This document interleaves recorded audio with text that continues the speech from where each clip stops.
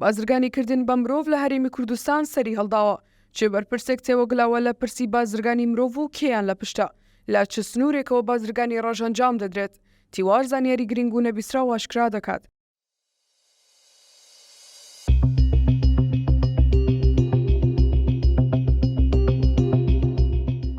تیوار دەستی گەیشت بە زانیارە مەترسیدارەکە لەسەر پرسی قاچاقیکردن و هێنان و بردننی مرۆڤ با بەڵگەی سەلمێنەر ڕوونی دەکاتەوە. بەشێک لە هێزانمیەکان و لە نێویاندا هێزەکانی ئۆپراسیۆنی سەر بە ئاسایش و بەرپرسەکەی بەشدارن و مانگانە سەدان هەزار دۆلاری بەلاشەن لەم کەیسەدا دەست دەکەوێت.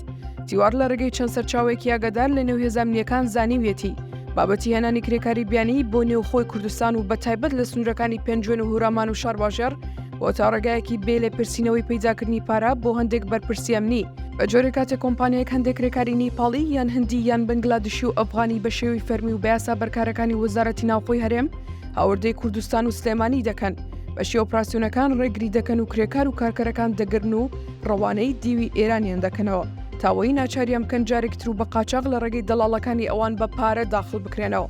لەگەڵەوەشدا هەندێک جار و هەندێک دەڵاڵیان لە دیوی ئێرانەوە دیان هێنە سنووری پێنجوێن و بە قاچاق لە پێناو بڕێک پارە بۆ هەر نەفەرێک هاوردەی هەرێمیان دەکەنەوە. تیوار قسەی لەگەڵ خاوەنی دوو لەو کۆمپانیایانە کرد کە کرێکاری بیانی هاوردەی کوردستان دەکەن لەسەر پرسی قاچاقی بەو کرێکارانە.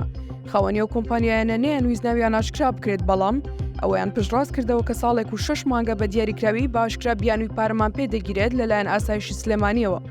خاوەنی یەکێک لەو کۆمپانیایانەوتی لە بەرامبەر هاوردەکردنی هەر کرێکارێکی بیانی بە یاسایی پارە دەدەینە حکوومەت بەڵام تووشی شۆک بووین کاتێک لە باشماخ مامەڵەکانیان بۆ دەکەین دەستگیر دەکرێن و سنوورداشیان دەکەنەوە دواتر چەند کەسێک دێن و پێمان دەڵێن خۆتان تووشی سەرێشە مەکەن و وەرن ئیتیفاق و ڕێکەوتنتان بۆ دەکەین.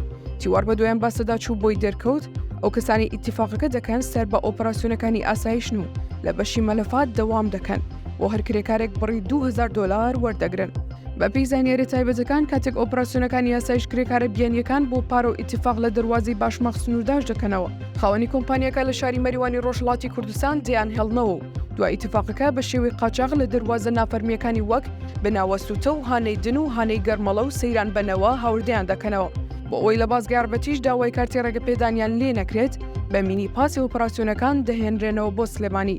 خاوەنی یەکێک لە کۆمپانیەکانی هێنانی کرێکاری بیانی کە قسەی بۆ تیوار کردو دەڵێت جگە لە قاچاقیکردن بە مرۆڤ و کرێکارانەوە لە بەشی مۆڵەتی یاسایش و بە شێوی نایاسایی 2 جار پارەیان لێوەردەگیرێت جارێک بۆ ڕێکارە حکوومەکە و جارێکیش بۆ ئیتیفاقی حکوومەت کە بە قاچاق هێناویانەوە.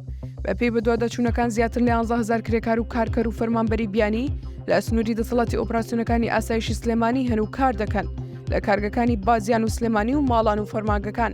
ئەم 11,000 کرێکارە بەم شێوەیە قاچاقیان پێوە دەکرێت و ساڵانە چەندین میلیۆن دۆلار بەهۆی ئەم چەند قاچاقیەوە دەچێتە گیرفانی بەرپرسانەوە لە کاتێکدا گیرفان و خەزێنی حکوومەت پارەی تێدا نییە و بە 2 مانگ جارێک ناتوانرێت موچی هاوڵاتیان بدرێت. ئەمە سەرباریەوەی کارێکی نایاساییە لە پاڵەوەشدا کارێکی ناخلاقی و دژ بە پرەنسیب و بەها بەرزەکانی مافی مرۆڤە.